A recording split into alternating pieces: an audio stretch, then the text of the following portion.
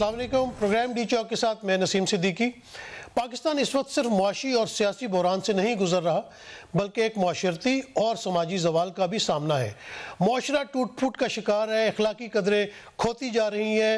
आए दिन हम ऐसे वाक़यात देख रहे हैं जिस पर दिल लरस जाता है। इस्लामाबाद में नूर मुकद्दम केस इसकी जीती जागती मिसाल है, जिसकी समाअत के दौरान रोज़ लर्जा खेज इंकशाफात सामने आ रहे हैं। अदालत में CCTV फुटेज का स्क्रिप्ट पेश किया गया, जिसमें इंकशाफ हुआ कि नूर मुकद्दम ने 2 मरतबा कातिल के चुंगल से फरार होने की कोशिश की, मगर इसे घर के मुलाजिम, माली और चौकीदार ने नाकाम बना दिया। कातिल एक ताकतवर और बाअसर शख्स का बेटा था। मुलाजिम भी इसके सामने बेबस थे, पड़ोसी भी अपनी दुनिया में मगन थे। इन्हें इल्म ही नहीं था कि इनके बराबर में 2 रोज से एक लड़की को यरगमाल बनाकर जालमाना तशद्दुद का निशाना बनाया जा रहा है। इसी तरह कुछ रोज कबल इस्लामाबाद के एक मेट्रो स्टेशन के बाथरूम से एक मासूम बच्ची की लाश बरामद होती है, जिसे ज्यादती का निशाना बनाने के बाद गला घोंटकर मार दिया गया। इसी दारुल हुकूमत में उस्मान मिर्जा का केस भी अभी तक ज़ेर समाअत है, जिसने एक जोड़े को बरना करके तशद्दुद का निशाना बनाया और इसकी वीडियो भी बना ली। ये सारे वाक़यात दारुल हुकूमत के अंदर के हैं। इससे बाकी मुल्क के हालात का अंदाज़ा लगाया जा सकता है। ये वाक़यात न सिर्फ हमारे समाजी निज़ाम बल्कि सियासी और इंसाफ के सिस्टम पर भी सवाल उठा रहे हैं कि आखिर क्यों मुजरिम सज़ा से बेखौफ हो चुके हैं और जब चाहे जिसे चाहे अपने जुल्म और बर्बरियत का निशाना बनाते हैं। हुक्मरान, अदालतें और पुलिस क्यों मजलूमों को फौरी इंसाफ मुहैया करने में नाकाम है?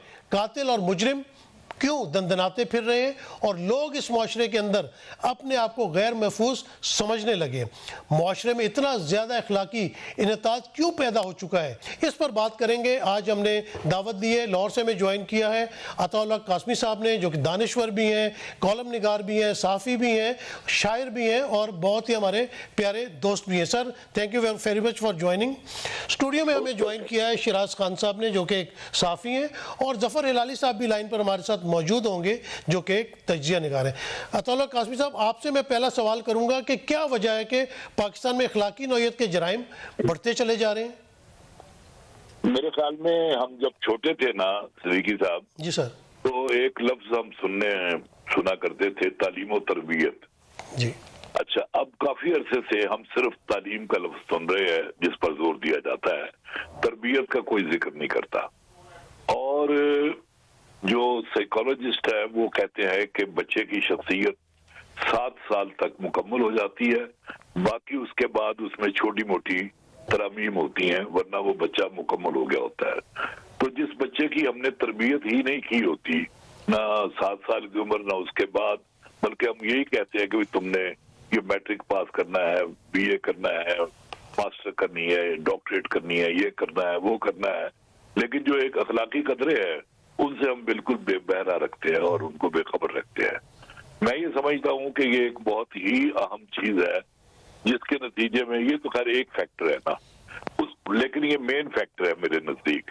लेकिन उसके बाद बाकी जो चीजें आपने बताई हैं कि इसमें हमारी अदालतें भी आ जाती है, इसमें हमारे हुक्मरान भी आ जाते हैं, सारे तबके आ जाते हैं, जिनकी नजरों में ये जराइम शायद कोई ज्यादा बड़े जराइम नहीं रहे। अभी तो आपने इनका जिक्र किया है, आप शायद भूल गए हैं APS का, जिसमें मासूम बच्चों को बेदर्दी से कत्ल किया गया और अभी तक किसी का कुछ नहीं बिगड़ा। तो ये भी केस अब चलते रहेंगे, जब हम भूल जाएंगे तो मुमकिन है ये सारे ही मुल्ज़िम जो है वो बरी हो जाए। कासमी साहब, ये बताइए कि क्या सिर्फ हुकूमत और अदालती निज़ाम इसका जिम्मेदार है या वालिदैन और असातिज़ा भी इस चीज के जिम्मेदार है? ब्रदर, मैंने तो सबसे पहली बात ही यही की है, जी, तरबियत की। तरबियत जो है वो घर से भी मिलती है और स्कूल और कॉलेज में भी मिलती है, लेकिन मैं जिक्र कर रहा हूँ, मैं यही तो अर्ज कर रहा हूँ कि अब हमने सारा जोर सिर्फ तालीम के हसूल पर दे दिया है, तरबियत की तरफ ना असातिज़ा ध्यान दे रहे हैं, ना वालिदैन दे रहे हैं, और ये भी नहीं देखते कि वो किन दोस्तों में फिरता है, किन में घूमता है, किन के साथ उसे रहना चाहिए, किन लोगों के साथ नहीं रहना चाहिए।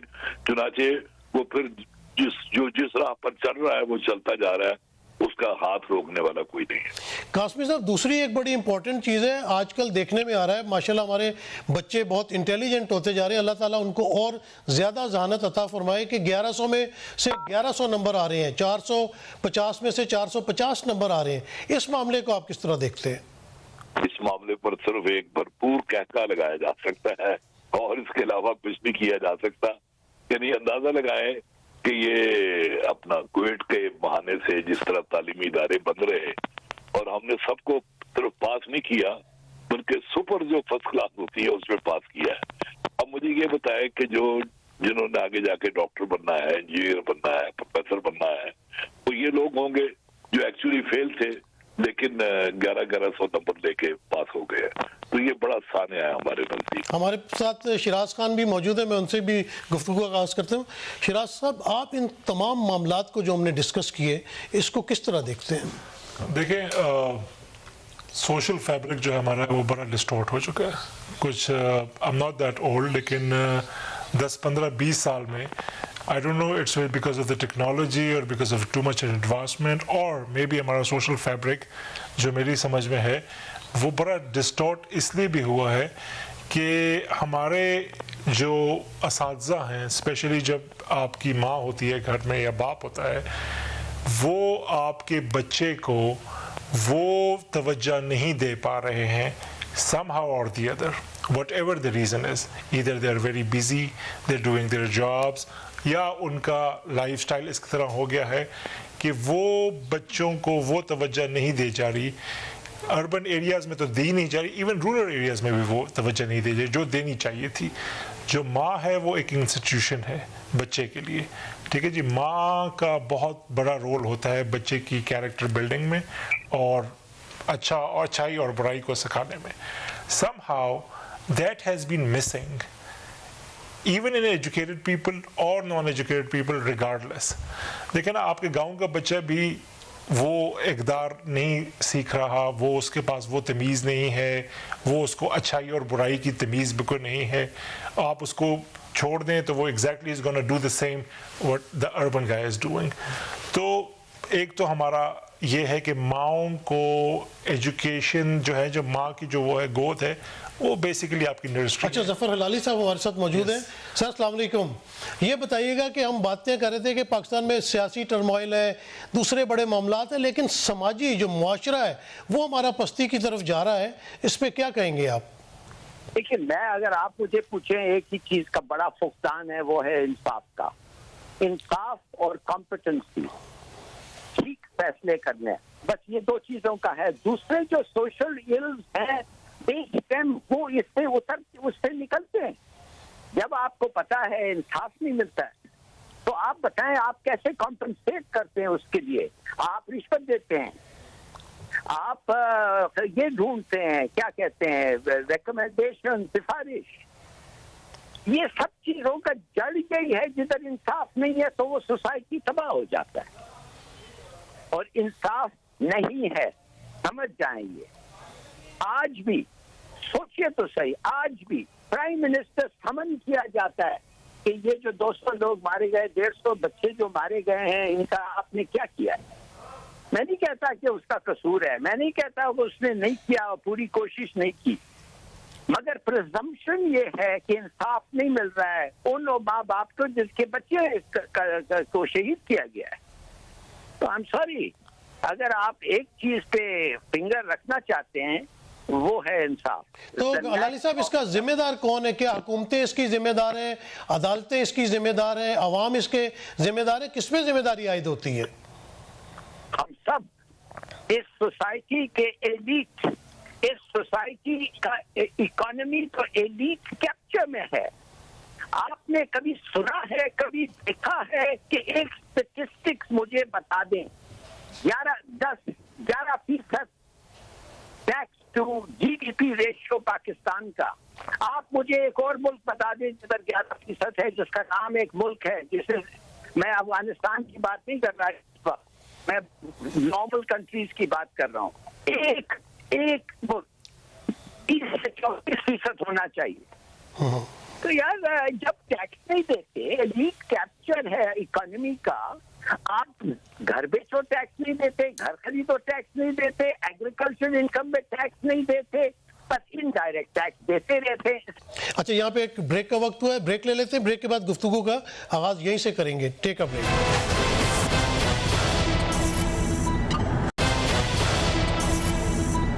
Welcome back. अच्छा कासमी साहब, ये बताइएगा, आपने जिस तरह बड़ा बेहतरीन एनालिसिस शुरू में किया था, मुझे बताइए कि इसका हल आपको क्या नजर आता है? किस तरह पाकिस्तान को बने हुए 73-74 साल हो रहे हैं, और अगर हम यही रोना रोते रहेंगे, यही चीज़ों को हम बार बार याद करते रहेंगे, तो मामला आगे कैसे चलेगा? इसमें वे आउट क्या नजर आता है आपको?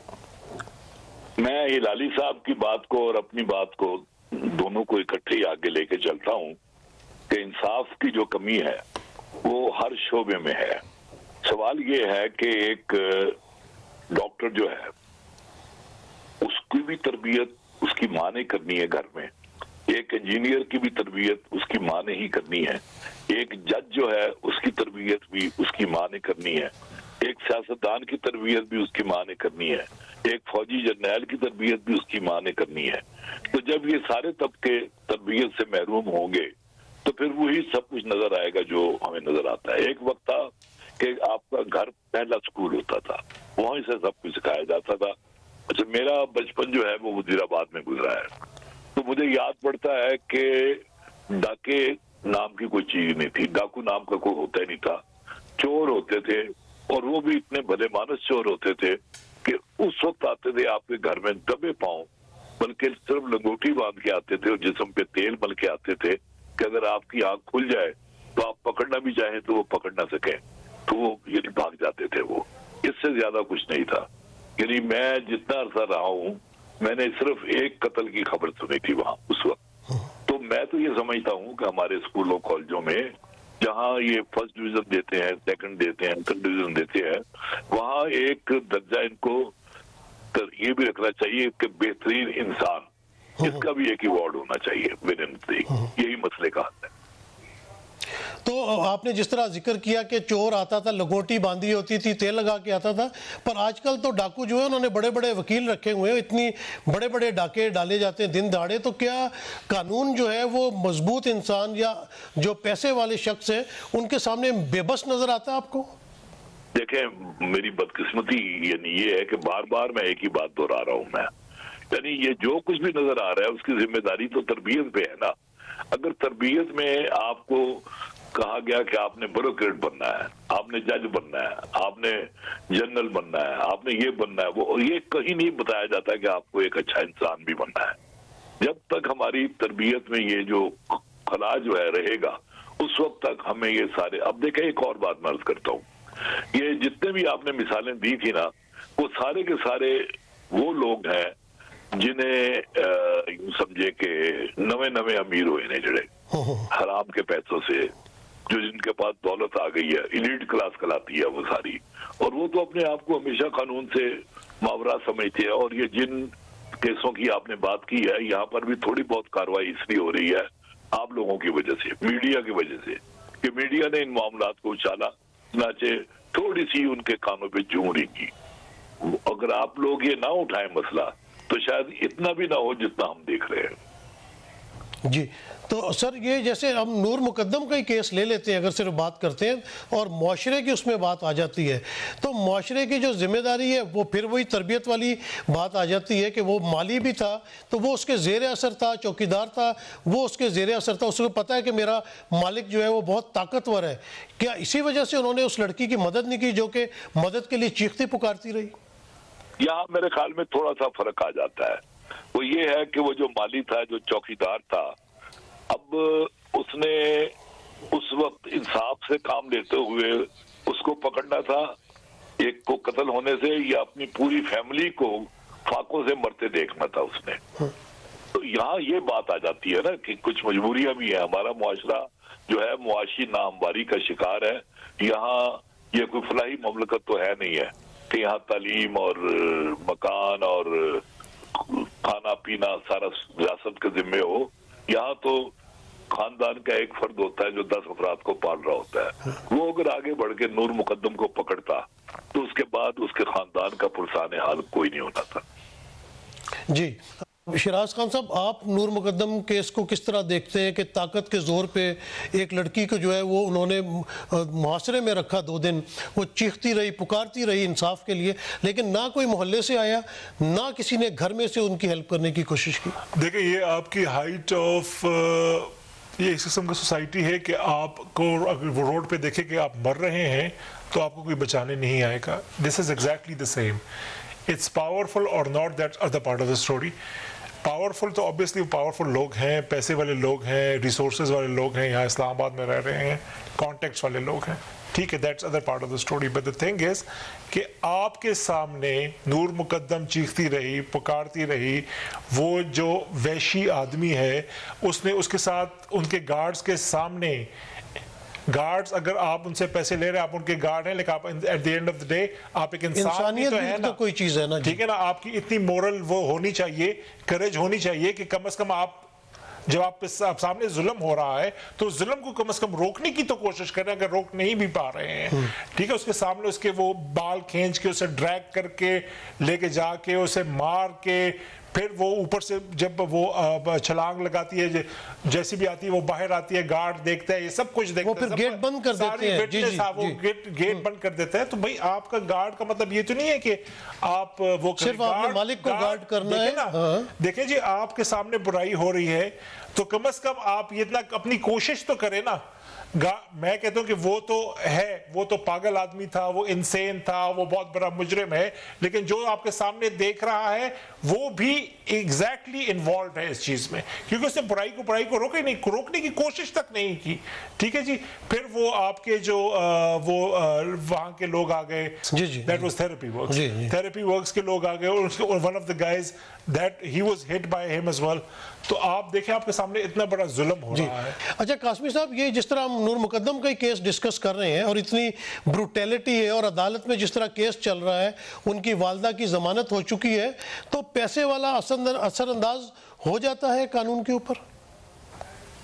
باتیں تو خیر ظاہر ہے, اس میں تو کوئی شبہ نہیں ہے, لیکن میں جو بات کہہ رہا ہوں نا, میں یہ کہہ رہا ہوں کہ وہی جو مالی اور وہ بیچارہ چوکیدار جس سے ہم توقع کرتے ہیں کہ وہ اپنا کردار ادا کرتے, جن کا پیچھے سے بعد میں پرسانے حال ہی کوئی نہیں ہے.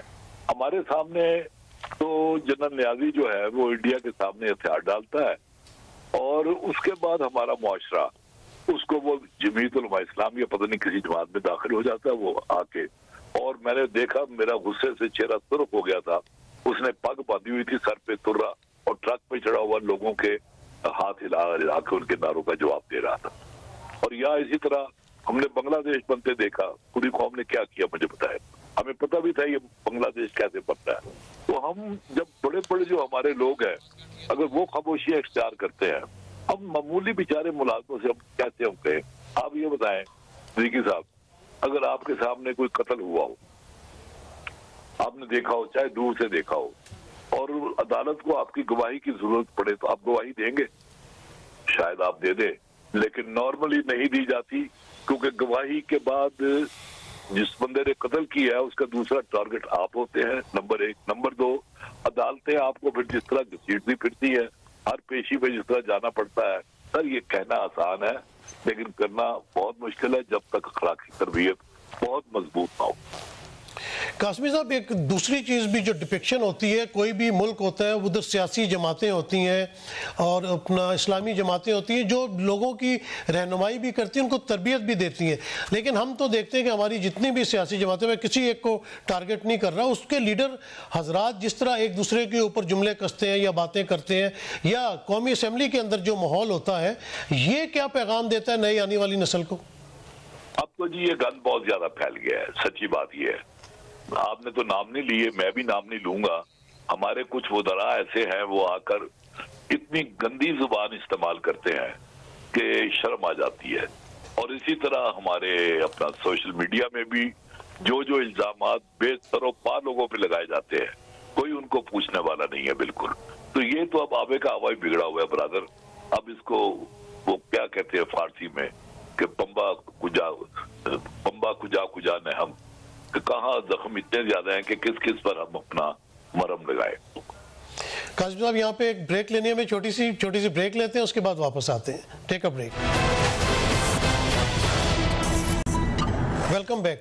شراز خان صاحب، آپ ان چیزوں کو کس طرح دیکھتے ہیں؟ جیسے میں نے پولیٹیکل لیڈرز کی بات کی، یہ ایک تربیت دی جاتی ہے، جو نوجوان نسل ہے وہ اپنے لیڈر حضرات کی طرف دیکھ رہا ہوتا ہے، لیکن جس طرح لینگویج یوز کی جاتی ہے، جس طرح ہمارے یہاں پولیٹیکل پارٹیز کا رویہ ہے، آپ کیا کہیں گے؟ دیکھیں جی، ایک تو ہم دیکھتے آ رہے ہیں کہ پولیٹیکل پارٹیز بیسیکلی جو کچھ پرفارم نہیں کر سکتی تو they start blaming the other parties. یہ نہیں ہوتا ہے، ہر جگہ ہوتا ہے، لیکن جینوئنلی اگر کوئی کسی کو کرٹیسائز کرتا ہے یا بلیم کرتا ہے دیٹ میک سینس. لیکن ہر چیز پہ پولیٹیکل پارٹیز جو ہے وہ دوسروں کو بلیم کرے، that does not make sense, because ہم لوگ پاگل تو نہیں ہے نا. لوگ سمجھتے ہیں کہ جی کیسے پولیٹیکل پارٹیز پرفارم کر رہی ہیں، کیا ہو رہا ہے کیا نہیں. یہ ایک بری بات ہے کہ اگر آپ کی لینگویج کسی بھی پارٹی کے لیے، دیکھیں نا، عزت سب سے بڑی چیز ہے.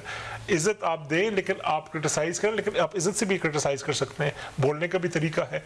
لیکن آپ کا ایک دوسرے کو گالی گلوچ یا بری القاب سے یاد کرنا، دیٹ ڈز ناٹ، کوئی معاشرہ، کوئی جو کہ ڈیولپڈ معاشرہ ہے اس کی تو یہ عکاسی نہیں کرتا. اور خاص کر ہماری جو قاسمی صاحب، آپ سے میں پوچھوں گا، یہ بتائیے کہ ہماری جو دینی جماعتیں ہیں، پولیٹیکلی بڑی ایکٹیو ہوتی ہیں، ان کی کیا ذمہ داری بنتی ہے، اور کیا یہ اپنی ذمہ داریاں پوری کر رہے ہیں؟ آپ کے سوال کا جواب میں بعد میں دیتا ہوں. میرے ذہن میں یہ آ رہا تھا کہ یہ جو نور مقدم کیس کا جو فیصلہ، یعنی فیصلہ نہیں ہے، جو ساری صورتحال سامنے آئی ہے، اس کی ایک وجہ یہ بھی ہے کہ صرف جو قاتل پارٹی ہے صرف وہی مضبوط نہیں ہے، بلکہ مقتولہ جو ہے اس کے بھی جو گھر والے جو ہے وہ بھی بڑے سٹرونگ لوگ ہیں. اگر وہ ماڑے لوگ ہوتے، ماٹھے لوگ ہوتے، غریب لوگ ہوتے تو شاید اتنا کچھ بھی ہمیں نظر نہ آتا جو نظر آیا. باقی جہاں تک آپ کے سوال کا تعلق ہے تو دینی جماعتیں تو اب میں کیا کہوں، یعنی سمجھ نہیں آ رہی کہ میں آپ کے سوال کا جواب کیسے دوں. دینی جماعتیں تو لبیک یا رسول اللہ کے نام پر جو کچھ کیا ایک جماعت نے، اور باقی دینی جماعتوں نے ان کو کنڈم نہیں کیا، خاموشی. سب مافیا بنے ہوئے، معاف کیجیے گا، وکیل بھی مافیا ہیں، ایون ہمارا میڈیا بھی بعض اوقات مافیا بن جاتا ہے، کورٹ بھی مافیا ہے، اور باقی بھی جو ریاست کے ادارے ہیں وہ سب مافیا بنے ہوئے ہیں. بیوروکریسی ایک مافیا ہے. تو حتیٰ کہ ہماری دینی جماعتیں بھی جو ہے وہ ایک دوسرے کو ویسے تو کر لے گی گالی گلوچ، لیکن جب یہاں اس طرح کا مسئلہ آئے گا تو وہ بالکل نہیں کنڈم کرتی کسی کو، اور اس دفعہ بھی یہی ہو رہا ہے. تو یہ مافیاز کو کنٹرول کرنے کا کیا طریقہ ہے؟ عمران خان صاحب بھی جو پرائم منسٹر ہیں ہمارے، وہ بھی اکثر مافیاز کا ذکر کرتے ہیں، جس طرح آج کل چینی کا ہی بڑا معاملہ چل رہا ہے. اگر ہر طرف مافیا بنے ہوئے ہیں تو ان کو کنٹرول کون کرے گا، اور کس طرح ملک آگے ترقی کی طرف لے جایا جائے گا؟ کنٹرول تو اسی نے کرنا ہے جو کہہ رہا ہے کہ مافیا بنے ہوئے ہیں ہر طرف. یہ کنٹرول کرنا اسی کا کام ہے. وزارت عظمیٰ جس کے پاس ہوگی یہ اسی کا ہے کہ وہ ساری چیزوں کو کنٹرول کرے. لیکن افسوس یہ ہے کہ ایک چیزیں کنٹرول نہیں ہو رہی، بلکہ کنٹرول سے بالکل باہر ہوتی چلی جا رہی ہے. کوئی کسی کو پوچھنے والا نہیں ہے. اور ایک اب بات البتہ میں کہوں گا کہ یہ جو ہمیں مہنگائی نظر آتی ہے نا، ایک تو بات یہ ہے کہ بالکل 100% بہت زیادہ مہنگائی ہے. دوسری طرف وہ چیک اینڈ بیلنس بھی نہیں ہے کہ جو چیز منڈی میں جس کا جو ریٹ ہے وہ دکاندار تک آتے اور ریڈی تک پہنچتے ہر کوئی من مرضی سے وہ قیمت وصول کر رہا ہوتا ہے. تو چیک اینڈ بیلنس بھی ہو، باقی باتیں بھی ہوں.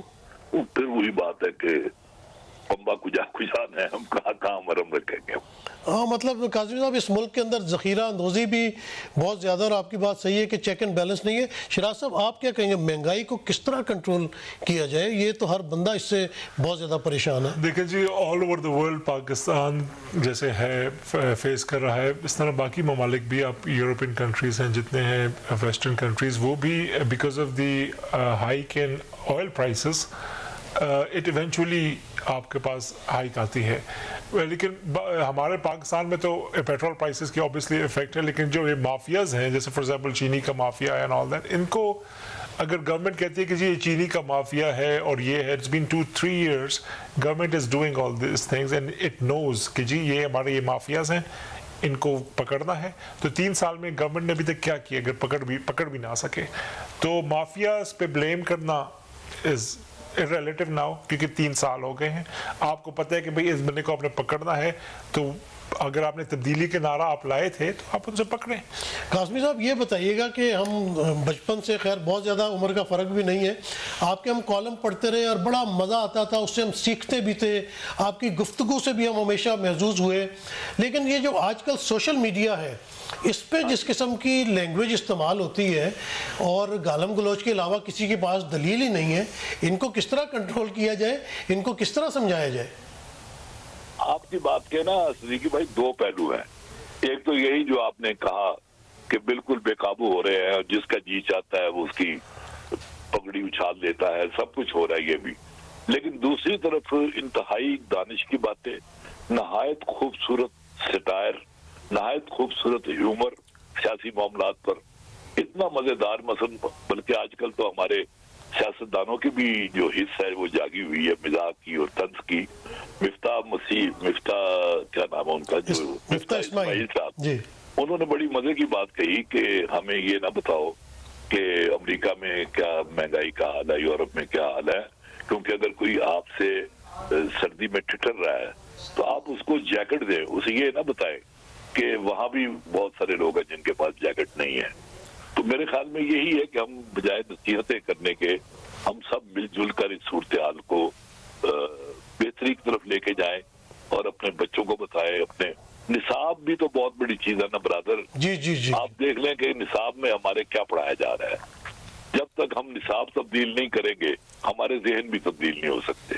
نصاب میں ایک دفعہ میں پھر دہراتا ہوں اپنی بات کہ وہ ایک نمبر جو ہے نا, یعنی 100 میں سے 50 نمبر جو ہے وہ تو کردار کے بھی ملنے چاہیے, پھر لوگ بھی اس طرف آئیں گے. بالکل.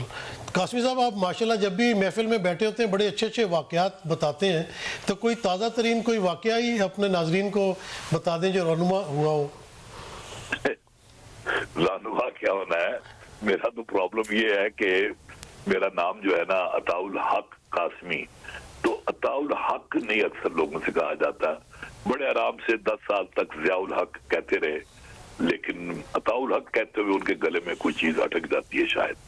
تو یہ ابھی میں بینک میں گیا, میں تو میرا بیٹا باہر ہی کھڑا تھا تو میں اندر گیا. اس نے 2 گارڈ تھے وہاں, ان کی گفتگو سنی.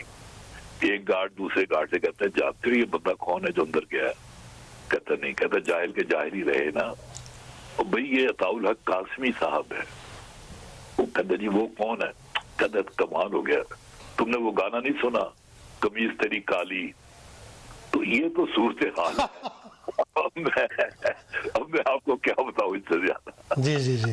قاسمی صاحب میں 1 منٹ سوال پوچھتا ہوں شیراز خان صاحب سے, اتنی دیر میں کوئی آپ تھوڑے 1-2 شعر ذرا تیار کریں, کیونکہ یہ ہو نہیں سکتا کہ آپ ہمارے پروگرام میں اور ہم شعر سنے بغیر آپ کو جانے دیں. میں آپ کی طرف واپس آ رہا ہوں. جی شیراز صاحب, آپ نے سوشل میڈیا کو کس طرح دیکھتے ہیں؟ دیکھیں سوشل میڈیا تو basically social media is now every thing, almost every thing is available on this phone. ٹھیک ہے جی, اسے بہت پازیٹیو طریقے سے بھی آپ یوز کر سکتے ہیں. لیکن سوشل میڈیا کا جو امپیکٹ کسی بھی سوسائٹی پہ اچھا آئے یا برا آئے, لیکن ہمارے سوسائٹی میں کچھ زیادہ اچھا نہیں آ رہا ہے. بیکاز ایک تو لوگ سوشل میڈیا پہ بہت زیادہ ڈپینڈنٹ ہو گئے ہیں. ٹھیک ہے, ہر کام وہ آن لائن کرنا چاہتے ہیں. ٹھیک ہے, the world is online, the world is social, but it is not that social. تو سوشل میڈیا کا امپیکٹ ہماری جو نوجوان نسل پہ, there are lots of other applications, I don't want to name them, لیکن لوگ اپنے ویڈیوز اپلوڈ کرتے ہیں, پھر ان کے دیکھا دیکھی اور اپلوڈ کرتے ہیں وداؤٹ اینی مٹیریل, کسی قسم کا کوئی یہ چیز شیراز صاحب میں نے بھی دیکھی ہے کہ کوئی لاجک نہیں ہے, کوئی میسج نہیں. ہم فوراً سوشل میڈیا بھی دیکھتے ہیں, اس پہ اگر کوئی وہ مذاق والی چیز بھی ڈالتے ہیں تو اس میں ایک سینس اور لاجک اور ایک پیغام ہوتا ہے, جبکہ ہمارے یہاں پہ کیا کہنا چاہیے کہ تعلیم کا فقدان ہے. اور کبھی آپ اگر کوئی بات لکھتے ہیں, اپنا اوپینین لکھتے ہیں, تو اس کو اس طرح وہ گالم گلوچ دیتے ہیں. بیک گراؤنڈ نہیں ہوتا, اس کے پیچھے کوئی ریسرچ ورک نہیں ہوتی, اس کا کوئی کانٹیکسٹ نہیں ہوتا, اس کے پیچھے کسی قسم کا کوئی بیک گراؤنڈ نہیں ہوتا. میرے خیال سے قاسمی صاحب سے شعر سنتے ہیں. قاسمی صاحب جی کچھ شعر تو ہماری نظر کیجئے گا. دیکھیے صاحب, میں آپ کو غزل نہیں سناتا, میں اینٹی غزل سناتا ہوں. ٹھیک ہے, بظاہر یہ آپ کو ہنسی آئے گی اس پہ, لیکن اگر آپ سوچیں گے تو یہ ہنسنے والی بات نہیں ہوگی. اوکے. عاشقی واشکی ہے سب بکواس, ہوتی ہوگی کبھی بے اب بکواس, अपना दिन है न रात अपनी है, दिन है बकवास और शब बकवास। एक खलकत जमा है सुनने को, आप हजरत करेंगे कब बकवास। कोई बकवास का सबब तो हो, करते रहते हो बेसबब बकवास। कोई तो अक्ल की भी बात करे, सुबह से शाम तक अजब बकवास। तेरे मुंह से तो फूल झड़ते हैं, मेरी बातें हैं सब की सब बकवास। किस कदर दोस्ती है दोनों में, राहबरी राहदनी के डब बकवास। और इसमें है कि क्या करूं मैं जो देख बैठा हूं, ज़ुहद बकवास है लाभ बकवास। भौंकना जब नहीं करोगे बंद, दूसरा भी करेगा तब बकवास। कोई मतलब ना ढूंढना इसमें, मैंने कह जो दिया है सब बकवास। और आखिरी शेर है कि कुछ ना कुछ तो अता हुआ होगा, कोई करता है वरना कब बकवास। अताउल्लाह कासमी साहब आपका बहुत शुक्रिया, शिराज खान साहब आपका बहुत शुक्रिया, ज़फ़र अलाली साहब आपका भी बहुत शुक्रिया। नाज़रीन, आपने देखा कि बात हो रही थी तालीम और तरबियत की, कि तालीम तो आजकल दी जा रही है लेकिन तरबियत का बहुत ज़्यादा फुकदान आता चला जा रहा है, जिसकी वजह से माशरती मसाइल बढ़ते चले जा रहे हैं। वो आप पॉलिटिशियंस में देख लें, दीनी जमातों में देख लें, उसकी अक्कासी जो है वो रोज़मर्रा की ज़िंदगी में नज़र आ रही है। तो हमें तरबियत की तरफ ज़ोर देना पड़ेगा। वालिदैन को चाहिए कि वो भी अपने बच्चों की हर बात पे नज़र रखें, उनकी तरबियत करें। हमारे उलमाए दीन जो हैं वो भी लोगों की तरबियत करें, और उस्ताद करीम भी। और हमारी अपनी भी जिम्मेदारी बनती है कि हम अपनी आने वाली नस्लों को आला तरबियत दें ताकि वो एक बेहतर मुआशरा बना सके। इजाज़त दीजिए, अल्लाह हाफ़िज़।